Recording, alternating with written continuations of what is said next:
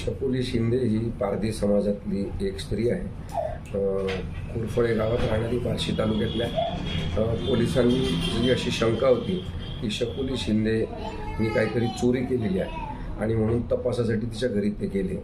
साधारणतः 25 ते 40 पोलीस अधिकारी, लोकल क्राईम ब्रँचचे आणि इतर काही विभागातले पोलीस हे सगळेजण गेले होते. त्यांच्यासोबत महिला पोलीस अधिकारी नसताना त्यांनी शकुली शिंदे ही जी गर्भवती स्त्री आहे तिच्यावर अत्याचार करण्याचा प्रयत्न केला. चौकशी करण्याच्या निमित्ताने तिच्या ब्लाऊजमध्ये हात टाकणे, चोरीचा माल तिने तिथे लपवून ठेवला अशा शंका घेणे.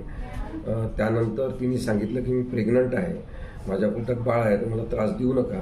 तरीसुद्धा लाथाबुक्यांनी तिला मारहाण करण्यात आलेली आहे आणि त्याबद्दल बार्शी पोलीसकडे आम्ही तक्रार दाखल केली होती. परंतु ती तक्रार त्यांनी दखल न घेतल्यामुळे उच्च न्यायालयात जावं लागलं. तसंच मध्यंतरी मनीष देशपांडे यांच्या मदतीने मानवी हक्क आयोगाकडे सुद्धा तक्रार करण्यात आली होती. आता ॲडव्होकेट सुहास कांबळे आणि मी या केसमध्ये शकुली शिंदे आणि त्यांच्या परिवाराला आम्ही मदत करतो आहे, एवढ्याचसाठी की पोलिसांनी पोलिसिंग करावं. पोलिसांनी न्यायाधीश बनण्याचा प्रयत्न करणं हे चांगलं नाही. त्यांच्या ट्रेनिंगचा आणि कामकाजासुद्धा तो भाग नाही. पोलिसांना साधारणतः प्रशिक्षणामध्ये शिकवलेलं असते की तुम्ही जेव्हा चौकशी करायला जाल तेव्हा जर महिलेची चौकशी करायची असेल तर तुम्ही महिला पोलीस अधिकारी सोबत घेऊन गेले पाहिजे. परंतु हे साधी ही गोष्टसुद्धा पोलिसांना पाळता येत नाही, कारण की पारधी समाजातल्या कोणाही सोबत कसंही वागलं तरी चालेल, दलित कम्युनिटीमधल्या कोणाही सोबत कसंही वागलं आणि किती अन्याय केला तरी चालेल, अशी जर काही लोकांची धारणा असेल तर ती समज अत्यंत बेकायदेशीर आहे. आणि त्यामुळे आम्ही अशा पोलीस अधिकाऱ्यांच्या विरुद्ध आहोत जे स्वतःला न्यायाधीश समजायला लागलेले आहेत.